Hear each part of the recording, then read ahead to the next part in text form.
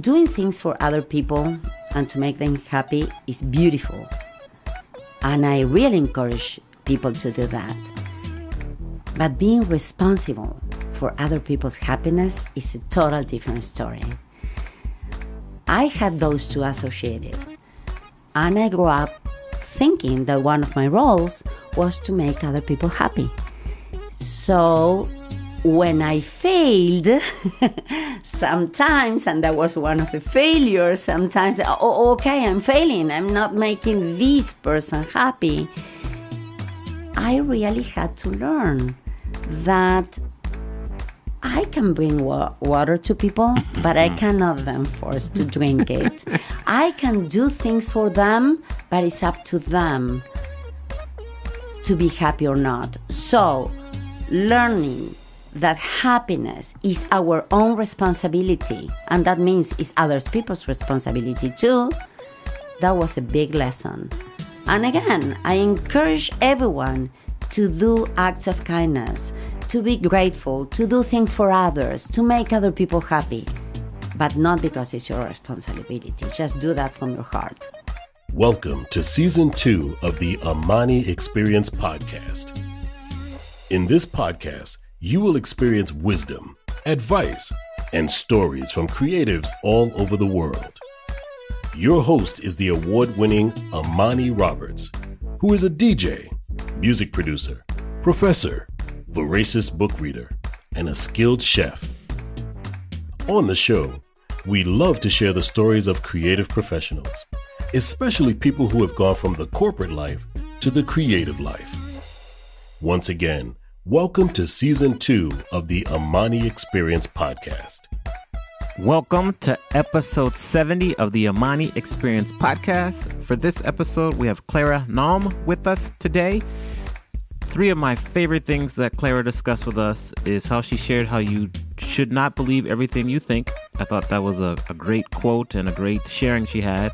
I also respect Clara's work in the prisons. She's been volunteering at prisons for over 10 years, and so she shared some stories about that were really cool. And then she talked about one of the hardest lessons she's learned in her life was just learning to say no. So I think you'll enjoy this episode. If you want to reach me, you can email me podcast@amaniexperience.com.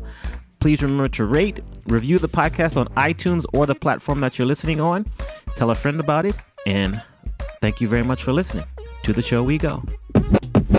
Our guest today is an international certified life coach. She has earned a master's degree in spiritual psychology and spiritual science, as well as a certification as a soul-centered professional life coach from the University of Santa Monica, as well as numerous degrees, certifications, and specializations in psychology, spirituality, and business. Our guest is a former certified public accountant and has extensive experience leading groups in many forums as a professor, trainer, coach, and workshop facilitator. She has successfully coached all levels of employees from the manufacturing line to business owners, healthcare professionals, lawyers, and CEOs in both English and Spanish. I would like to welcome Clara Naum to the Amani Experience Podcast. Thank you so much, Amani. I'm so happy to be in your podcast. Very honored. Thank you. The honor is all ours. We're excited to get here and have you talk with us right now. Tell us where we are right now. Orange County, my office. So once again, thank you for coming down to Orange County, Newport Beach right now. Yes. And where did you grow up? Argentina, Cordoba. I grew up in Cordoba, Argentina, and I moved to the States. Actually, I didn't move to the States. I came here for 2 years, and here I am. Okay. I came here to finish up studies on international business, actually, 24 years ago. 24 years? Yes. Wow. I kept going back and forth, doing business and everything, but I'm still here. And I go to Argentina about 3 or 4 times a year. Nice. So in Argentina, Cordova, correct? Cordoba. Yes, in the middle of the country. In the middle of the country. So how far is that from Buenos Aires? 700 kilometers, let's say about from here to San Francisco, just to give you an idea. Okay. So, and it's the second city of the country. Oh, nice. Exactly in the middle. So I've been very close to Argentina one time. In 2014, I was at the World Cup in Brazil. And so we were in Porto Alegre. So Porto Alegre down south is very close to the Argentinian border. So I've been close. I haven't been yet, but yes, it's on my yet. list. Not yet. That's the way I like to say things. Have you been there? Not yet. Yes. So when you came here, were you a CPA when you arrived in the United States? Yes, I was a CPA. And my intention at that point, I came with my family, my husband and my 9-year-old son at that point. Yes, we came here to Irvine. I'm still living in the same city. We went, and I say we, because my husband and we wanted to pursue degrees in business, both of us. So we said, okay, this is the next step. And we wanted our son to be exposed to different cultures, and we love to travel. Yes. So why not? That was a good time, good decision, and that's what we wanted to do. And we went to the University of California, Irvine, to pursue degrees in international business, PR, and different kind of things. Yes. And that took us about 2 years or so. Okay. How do you compare living in Los Angeles, Southern California, to living in Argentina? That's a question that everyone asks me, especially in Argentina. Things have changed a lot.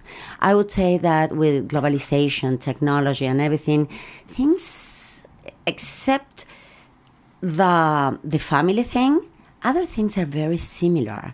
Everything is just so in sync right now. You have difference in culture, everything, but just very, very similar. But growing up in Argentina, yes, it was different than here. And especially at that time, very close with the family, and everything was around the family and doing things with the family. And for me, maybe it was different because it was growing up at a time that we didn't have democracy. So things were different. Yeah. And when you say the family thing, what about it is different here than Argentina? Everyone lives in the same city, or used to. Right. So you travel, but you go back to the same city. Yes. And everyone lives closer. So you have more time. You're not working, or you were not working all the time. Saturdays and Sundays were just for fun, family time. Yeah. Now we work 7 days a week. Exactly. We need to go back. We need to go back to the times when we didn't work 7 days a week. Absolutely. Totally agree. I'm all in. Yes. Explain to us. Well, first we'll start off with this question. How would you summarize yourself in 30 seconds or less? That's so difficult for me because I love so many things that is just saying, okay. So even that was a challenge for me for my business cards that I keep changing. So my business card says executive coach, consultant, author. So the core of the work I do is emotional intelligence and forgiveness. Okay, but that's a business card. Those are labels. But I am a woman who is in love with life and the human experience. So what I love is to assist people, to lead people, to bridge their own gaps, to live a life of fully engagement. And how do I do this? By assisting and guiding them to release old ideas, patterns, emotional pain, resentments that keep them prisoners in their own cages. Very good. Nicely done. When did you decide to leave being a CPA, leave the accounting field, and start your own business?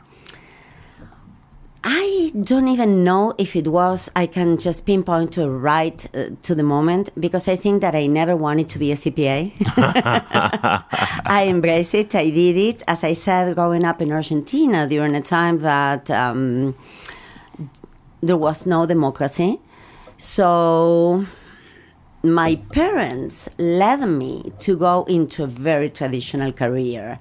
And of course, I had my choices and everything, but I was always into the world, travel, the human experience, psychology, sociology, other kind of things. But being a CPA was very traditional, and I love to study. So I said, why not? Yes. But inside of my heart, there was always that yearning. There's so much about life. So I kept going. And I kept adding titles, careers, specializations. And I work here in the corporate world as a CPA in Argentina and here in the United States. And I was very successful. But I was coaching people in the corporate work here too. I was in charge of a quality department of a concept car company. And I had to lead people to obtain ISO and QS certifications in record time in the US. And I was fortunate to be able to do it. So I did that in record time for 3 companies at the same time. But the thing that I loved the most was when I was in real contact with people in the manufacturing line or top executives. It didn't matter. But it's just getting to that point when you connect with that person, and it's a heart-to-heart connection. So inside of me, I kept telling myself, there's so much more to this, and I cannot live this life my whole life. Wasn't until I was inside of a prison when I was doing a volunteer work that I do. I've been doing this for the last 10 years, that I said, I cannot keep doing the same thing again and again. I have to do this human thing, human connection, bridging the gap, helping other people to be themselves from a different perspective. At the same time, I was just doing all kind of things. Went to England, did different alternative healing therapies, different certifications, all kind of coaching specialties. I was doing my master's degree in spiritual psychology, different things, keep feeding my soul. So I said, okay, I need to share this. So that I would say that was the point. Inside of a prison, being just in front of an inmate, being absolutely connected, regardless whatever this person has done or not done, but being a channel of what can I do for you to help you to be yourself. When you work in the prisons, you work for the organization Volunteer for Freedom. You've been working with them for over 10 years. Yes. Explain to us, what do you do and why do you like it so much? Mm-hmm. Freedom to Choose is the name of the organization. Yes. And one of the times when I was doing my master's in spiritual psychology, and they show us a video of a movie that was presented in Cannes, in France, and won an award. And this movie showed a group of people, of volunteers, that they were from the University of Santa Monica, who went into a prison and were with the prisoners, sharing the principles of a spiritual psychology. One way or the other are the principles of emotional intelligence. It's just giving them the opportunity to be seen as human beings. So when I saw that, it's just, there was a voice inside of my heart that says, oh, that's the reason I came here, because I have to go there. And I didn't doubt it. So the first time I had the opportunity, at that point, we had to be graduated from the university to be able to go. Things have changed right now, but it's just, I registered and I went no matter what. I wanted to be inside of that prison, just to find out that we all sometimes live inside of our own prisons, inside of our heart, living in the past. So one way or the other, either the prison is real or imaginary. We need to get out of that. And for me, being able just to be there without any judgment and being able to give tools so other people could be themselves and give them the opportunity to have a second opportunity or third opportunity in life, it just touched my heart profoundly. So when you experience that sense of your heart is opening, it's just, you don't doubt. And that's the reason I love it so much. And I keep doing that. Yes. And inside the prison, the other thing that I do is do the Spanish-English thing, because sometimes there are so many inmates who are inside of their own prison because they don't understand English. So that's one of the other things that I do is just translate the curriculum or do the live translation of the workshop and facilitate them. So either English or Spanish, it doesn't matter. It's the language of the heart. But that's one of the things that I do, and I keep doing that on a regular basis. And if I recall correctly, the prisons, it's like pretty like maximum security prisons. Like it's a pretty intense environment, correct? Totally correct. Totally Yes. correct. And now it's expanding. And when it started at women's prison. Right. And we haven't done this work at men's prison. And men's prisons started about 5 years ago. Okay. And I was in the pilot group that we did this work for the first time. And they have developed, when I said the inmates were asking for so much more, that in a sense, it's just, and I'm not saying everyone, people need to be thirsty of feeding their souls and doing something different with their lives, exactly inside or outside the prison, right? So now they have a mentor program that goes on every weekend, so they keep learning these tools of emotional intelligence or how to deal with themselves and others to be the best version of themselves. Can everyone do that? No, inside or outside. Yeah. But yes, maximum security, very intense. What do you feel were maybe the top 2 or 3 lessons you've learned from spending time working at the prison?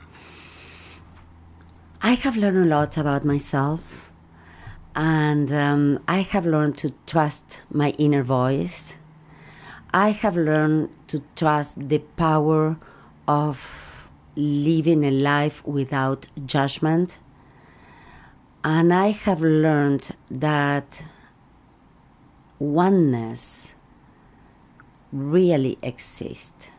That when you connect with a human being from the heart, differences really don't exist. Thank you. In your opinion, and I consider you a creative professional because you speak, you're an author, you're a psychologist, you're a creative professional. What's important for a creative professional such as yourself or myself to succeed in today's business environment? I would say that keep learning. Yes. Keep learning. And there's no destination. Life is a journey. Our professions are a journey. We keep learning every day. Be willing to be flexible and wonder. Just don't forget your inner child. Bring your inner child to the journey. Have sense of humor. Be playful. And just sometimes you have to have a big laugh about yourself. Don't be so serious. I agree. For people who work so hard, 7 days a week, like we were talking about before, Yes. how can they bring more wonder to their life and maybe laugh more and just kind of get more balance between work and life? That's one of the things that I work a lot with top professionals and top executives in my daily practice. And first I ask them, what is the reason that you're doing that? Are you hiding from something? Are you fully engaged in life? So what is the destination? What would you do if you wouldn't be doing that 24 hours a day, 7 days a week? So what would you do? There to be you. Nice. When would you consider was the turning point for your career? When you started your practice and then you realized, okay, I'm all in, we're going to go 100% and pursue this career and this passion in this space? The turning point is when I was working in these companies were in Orange County, and I really had to be creative and manage being in charge of a lot of men, being a foreigner with accent and a woman, and leading these engineers, these professionals to to do what they had to do in order to get quality certifications and being successful and everything, I had to be really creative. And I had to be really strong. And I had to work my own process. And I had to be smart. And I was doing all of that. But at some point, I was not having fun. Day after day, Sunday after Sunday, I was dreading Mondays. And at some point I said, this is not life. This is not the kind of life I want to live. I'm all in, all engaged, but a part of me is missing. So for me, being creative, you have to be smart, creative, but have fun. But different kind of fun. Not that fun that, okay, Saturday night, you go, you're with friends. No. Not to the discoteca. No, discoteca, that's nothing wrong with that. But that kind of, okay, you can have a little bit of alegría, but it's different from the joie de vivre that you experience when you have that from soul level. That kind of thing that you said, wow, I would do this even if I don't get paid. Even though you want to get paid, of course. Yes. And this is how world lives. But it's just that kind of thing that you lose sense of time and space. I was not experiencing that. It was just more a destination, a check mark. So that was my turning point. And I was gathering so many other tools. And I was feeding my soul. But I needed to share what I have with the world. And that was my turning point. Excellent. Why do you love what you do? Because I love what I see and the spark I see in the eyes of other persons when they are fully engaged with themselves and life. I just had these amazing experiences. I just got back from Jerusalem a couple of weeks ago. And I had the opportunity to give a talk of planting the seeds of peace with a group of interfaith, different groups of peoples, Muslims, Jews, Christians. And being able to be with people who grew up very differently, who learned to hate each other, who learned so many different things, and being able to provide a space where they can leave those ideas behind and they can connect from a soul level, heart to heart, and then be themselves, and no limits for that. So that's just something that is priceless. So that's the reason I love what I do. And on the other hand, there's always this that sense of wonder of what are the things that are preventing us from being who we are. And that's part of the work I do. It's just helping people to release whatever is keeping them in their cages. It's the patterns, the resentment, the upsets, whatever happened us in childhood. Anything, the fears. So helping them to find that, to acknowledge that, and release and be free is just something that gives me so much joy. So it's just, I never get tired of that. Lovely, lovely. What is your definition of fear? My definition of fear. Fear is sometimes something that we imagine that is going to happen to us, and sometimes it's conditioned by what has happened to us. So by hiding the fear, we give it power. By acknowledging the fear, we bring it to the light, and we can make it our friend and say, okay, what are we going to do with this? But sometimes so many things occur to us in our lives that, of course, we experience trauma and things, and that causes us to keep experiencing fear. So there are different kind of things that we need to work in order to release that fear. But fear is a barrier that prevents us from living life fully and being fully engaged in life. My next question would be, what is something that scares you? Okay, one of the things that always scare me, and I dedicated part of one of the chapters of my work on forgiveness, was related to the family. For some reason, I always had this fear of losing my family, of that something was going to happen to me and my son was going to grow up without a mother, those kind of things. So was always related to family. So I'm not going to go into that because it's fully explained in one of the chapters of my book of the fears that we sometimes bring in our life and we don't know why we experience that. Sometimes yes, sometimes not. And I went into fully detail on how I acknowledged and I worked through that and I processed those fears. But if I have to go to, let's say, a professional fear, that is just everything is intertwined, right? It's a fear of being exposed, fear of vulnerability. And I would say that that's one of the things that scares me the most. And then how do you get over that fear? By exposing myself all the time. Not long ago, I released the latest, the updated version of my book, The Real Meaning of the F Word, in Argentina, in my hometown. Yes. And the name in Spanish is El Perdón.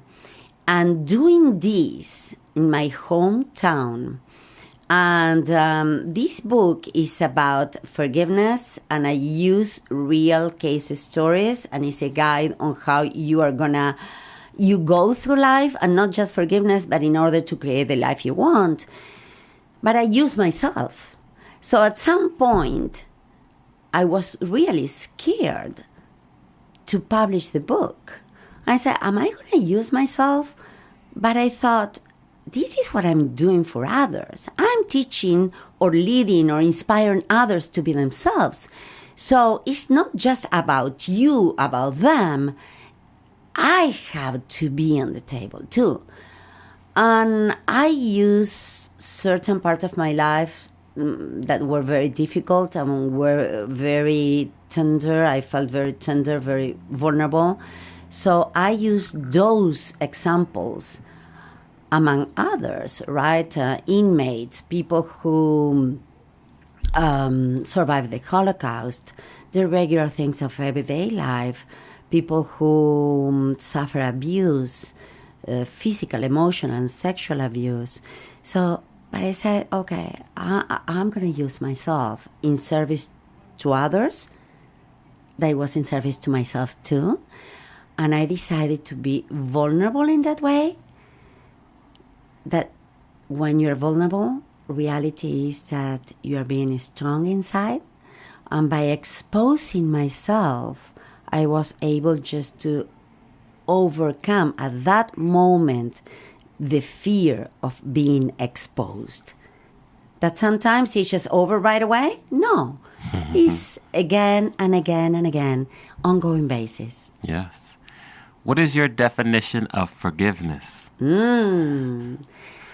Forgiveness. I just love forgiveness. I love this topic. I've been facilitating workshops around the world, being very blessed of being able to be with a lot of people of different walks of life and talk about forgiveness when people say, I cannot forgive this or that.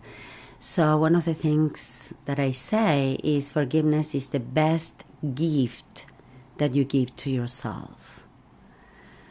Because forgiveness is the key to your own inner freedom. Whatever happened to you, imaginary or real, happened to you. But what is that you want? You want your life to be defined by what happened to you, or you want to be free? So forgiveness doesn't mean that you are going to give permission to others to hurt you again.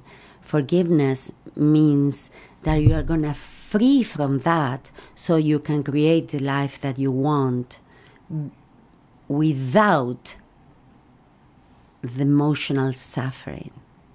So it's like having a scar, and that scar is not an open wound. You can remember, yeah, I had this, but that's not what's going to define my life. So it's a gift that you give to yourself. Excellent definition. Love that. Your industry is very crowded. There are lots of coaches, lots of authors, lots of people who work in the spiritual psychology space. How do you rise above all the noise and distinguish yourself from the competition? Yes, there are a lot of good ones out there. And so what I do is I try to be the best that I can be, and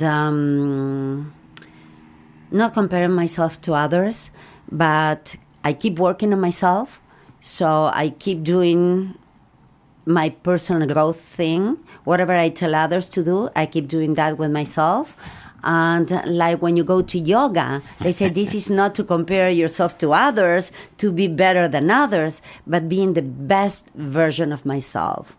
And I put all my tools together. Everything that I have learned in life is not wasted time. Where I was a CPA, I was in the business community. It's just that helps me to relate to top executives around the world. And I bring everything: alternative healing therapies, spiritual psychology, sociology, everything that I have learned, everything that I love. I put everything in a huge box, and I just offer those tools to others. My English, my Spanish, my love for humanity. So I'm trying to be the best version of myself every time.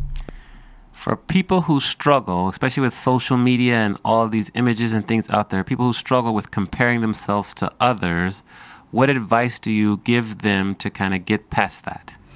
Yes, that's something that is just becoming an addiction per se. That I would say that start with, what is the relationship that you have with your phone? What is the relationship that you have with social media?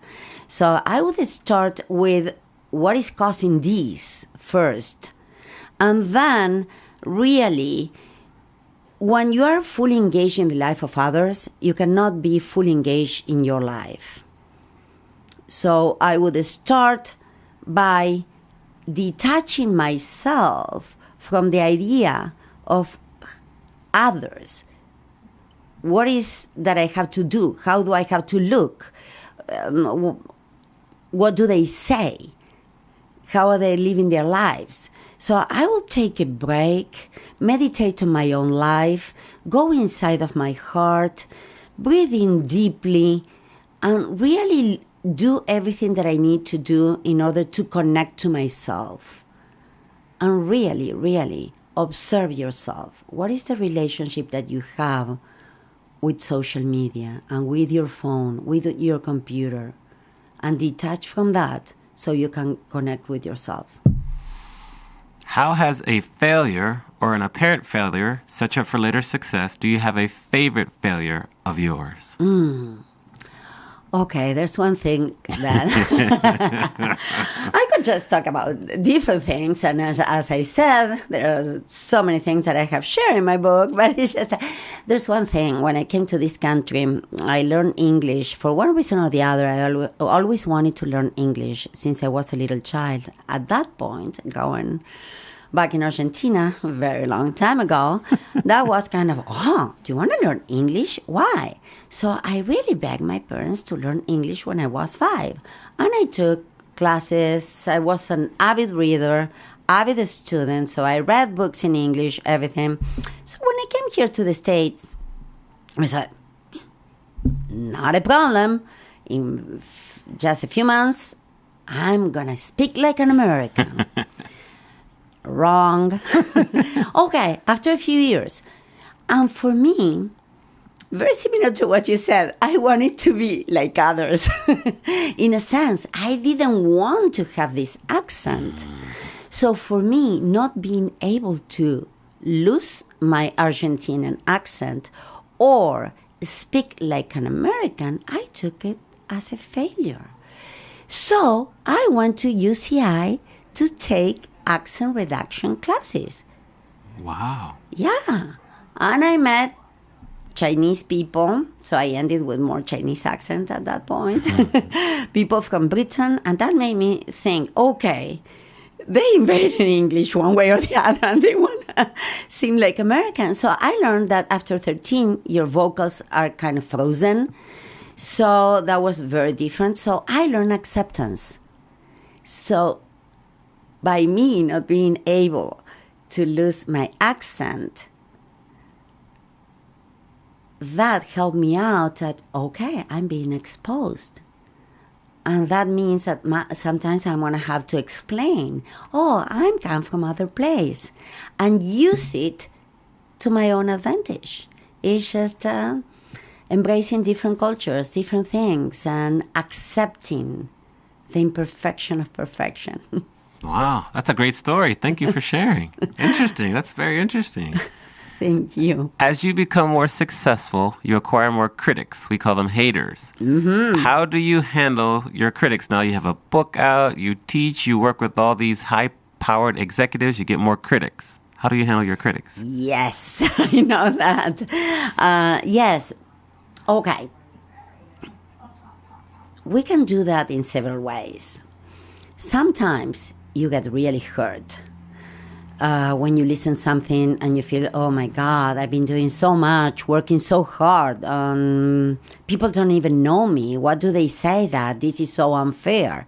Okay, just allow yourself. I allow myself to go into that, whatever my feelings are. So I process my feelings and then I move on. That's one of the things, because that's the base of the forgiveness work that I teach. On the other hand, I listen.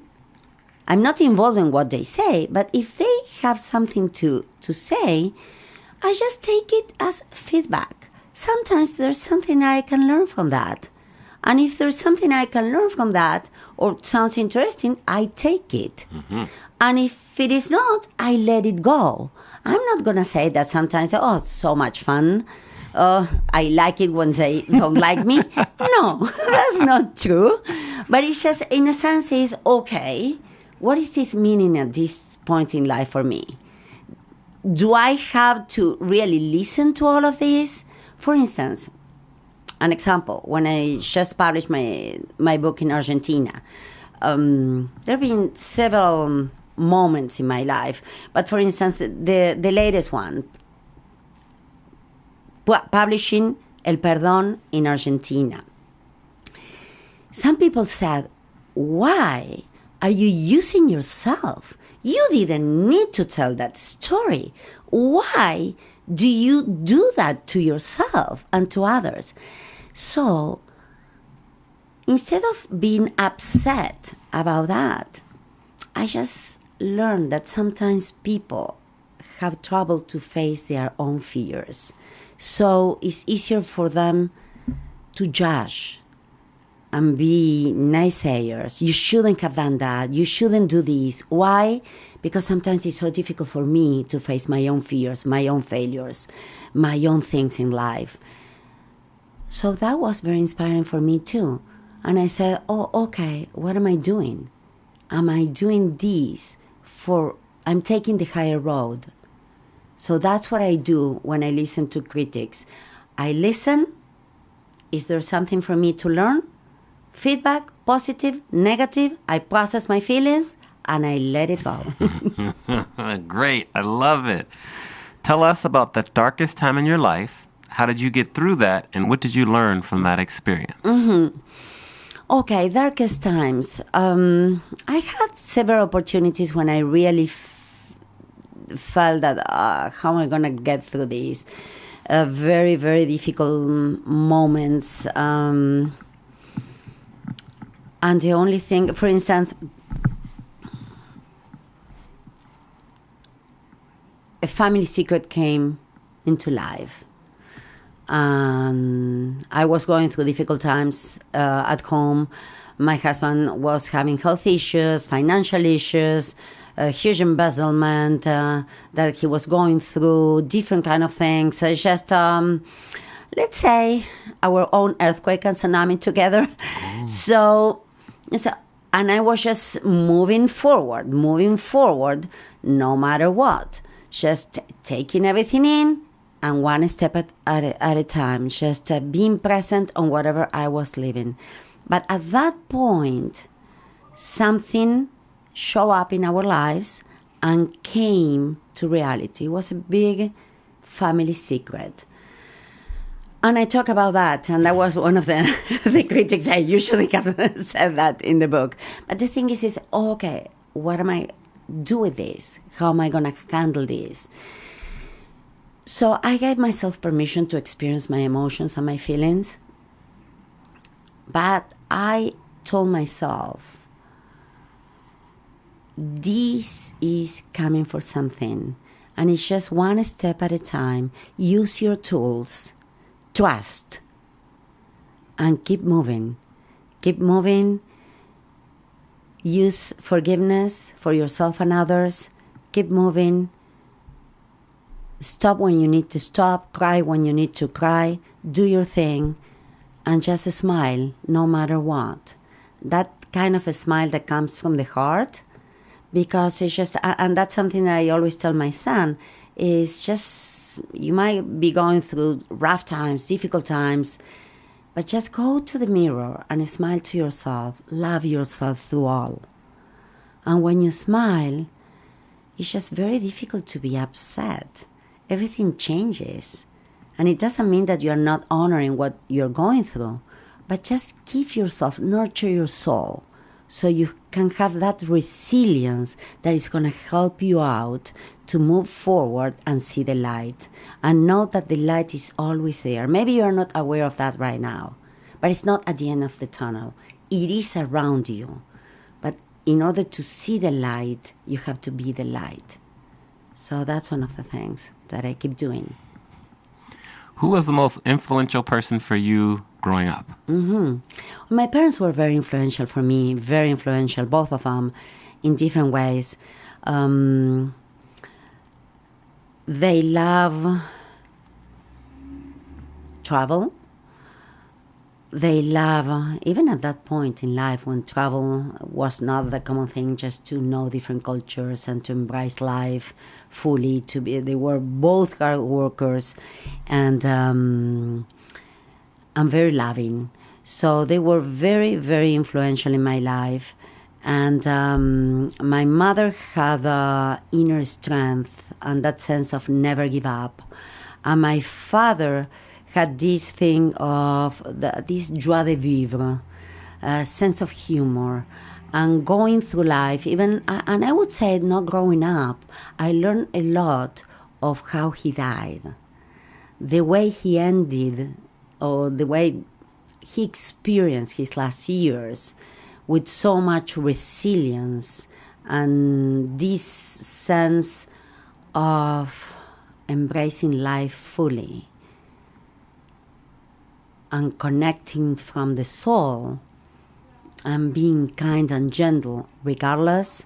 It's just, I would say that I have learned that growing up, but became real the last years of his life, about 5 years ago. Okay. What do you find easy to do that your friends find hard to do? Forgive. Forgive and just keep moving and learning new things. It's just, for me, learning new things, reading a new book, starting a new career, it just gives me, it's a spark of life. Now, when you were 21 years old, you were still living in Argentina? Yes, with my parents. All right, so we're going back to Cordova, right? Yes, Cordova. Cordova, excuse me, I'm going to get it right. Cordova. And we're going to talk to Clara, and we're going to give her advice based on what you know now. Wow. What advice would you give your 21-year-old self? Okay, I would say Clarita, because that's the way. Clarita. Clarita. Don't believe everything you think. Trust the voice of your heart. Embrace every experience fully. And don't be afraid to shine your light. Nice. Don't believe everything you think. I love that. What is the one lesson in life that took you the longest to learn? There are a couple. Share them all. Share them all. I would say that saying no, that is funny because it's just that's what I train people. I do corporate training on my own as an executive coach, and I facilitate workshops around the world and one-on-one. And a lot of people have issues with saying no, but that was one of the lessons that was one of the most difficult for me, learning to say no and learning to say yes when I wanted to say yes, but especially learning to say no and just respect my own time, set my own healthy boundaries, but learning to say no. I even learned, I keep learning that, but it's just, I learned that from my son. He was a 9-year-old, and he said, "Mom, why you say yes to everyone, even when you cannot do those things? Why you go out of your way to do everything for everyone?" And that's great, but sometimes you have to learn to say no. That's one. The other one is about happiness. Doing things for other people and to make them happy is beautiful. And I really encourage people to do that. But being responsible for other people's happiness is a total different story. I had those two associated. And I grew up thinking that one of my roles was to make other people happy. So when I failed sometimes, and that was one of the failures, sometimes, okay, I'm failing, I'm not making this person happy. I really had to learn that I can bring water to people, but I cannot them force to drink it. I can do things for them, but it's up to them to be happy or not. So learning that happiness is our own responsibility, and that means it's other people's responsibility too, that was a big lesson. And again, I encourage everyone to do acts of kindness, to be grateful, to do things for others, to make other people happy, but not because it's your responsibility. Just do that from your heart. Exactly. Agreed. Every great person has a sentence. What is your sentence? For example, my sentence is, I love to help people unlock their creativity by teaching them how to DJ. What is your sentence? I love, and it's just very similar in a way. Okay. Because I think that we all have a song inside of us. And if we live life with that song unsung, we are not happy and we lose the joie de vivre. So I help people to get in touch with that song and release the barriers that keep them prisoners. So I help people to sing their own songs. I love it. I love it. Well done. What is one new habit you've added to your daily routine in the past year or so that has been most beneficial? I love to keep changing things, right? I meditate, Okay. And I do different kind of meditations, and that's very helpful. But it's just, I like to bring different kind of things, so to experiment with things. I'm an avid reader.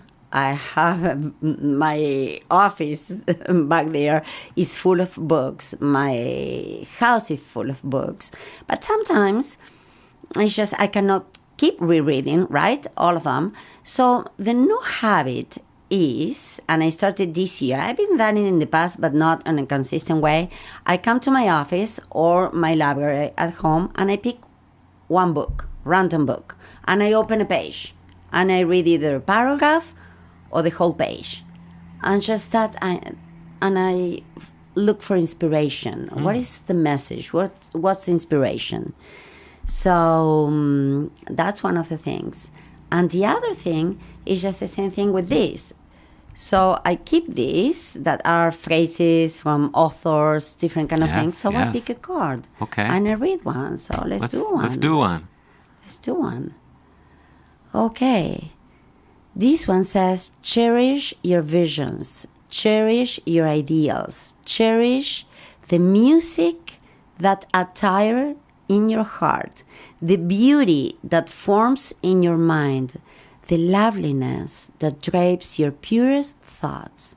If you remain true to them, your world will at last be built. James Allen. So that's the one that we got for today, and I have these ones, and I carry those with me, and I pick one a day. I love it. Very nice. Thank you for sharing. You spoke about being an avid reader. We're very avid readers on the podcast, so this will be an interesting answer to our question. If there is 1, 2, or 3 books you feel people should stop what they're doing right now and start to read them immediately. Immediately. What books would you recommend? Well, I'm going to say my book. Or the real Besides your book. Because you're going to learn how to forgive. Okay, The Alchemist. Yes. Paulo Coelho. Yes. The Alchemist. I love The Alchemist because it gives you permission to live your dreams.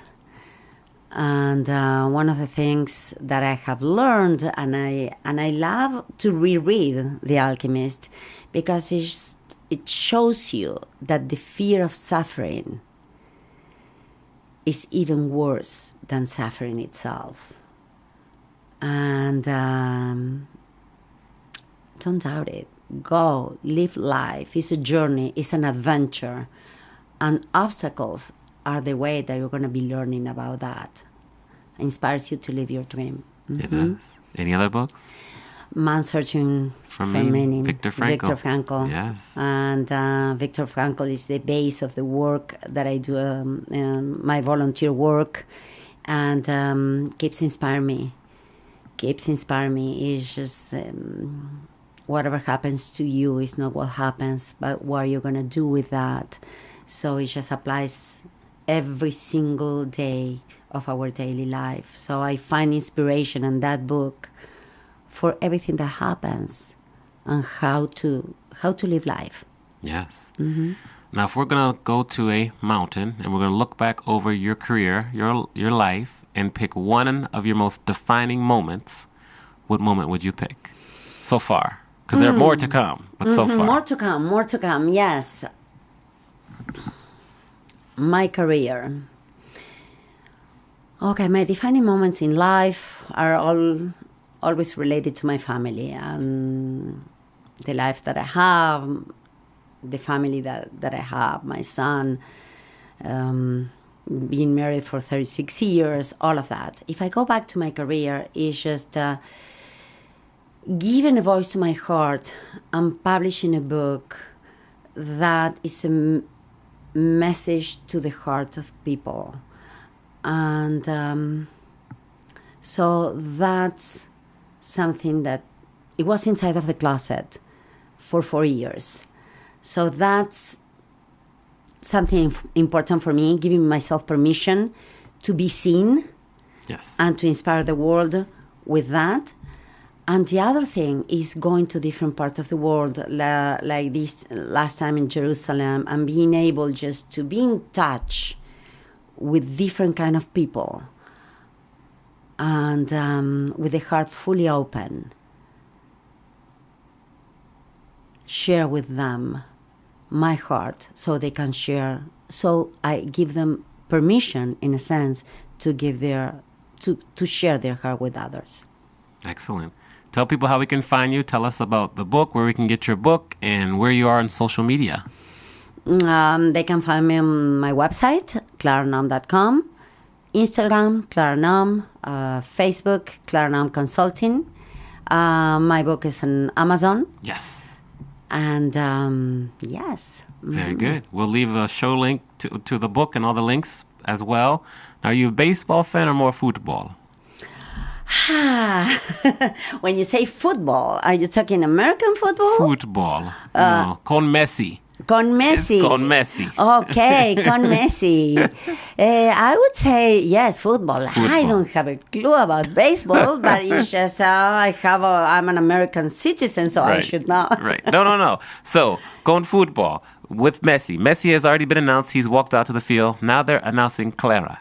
Clara is walking out to the field. Clarita. What song is playing? oh, this girl is on fire. Okay, Alicia Keys, you like that Yes. one? All right, yes. This girl is on fire. This girl is on fire.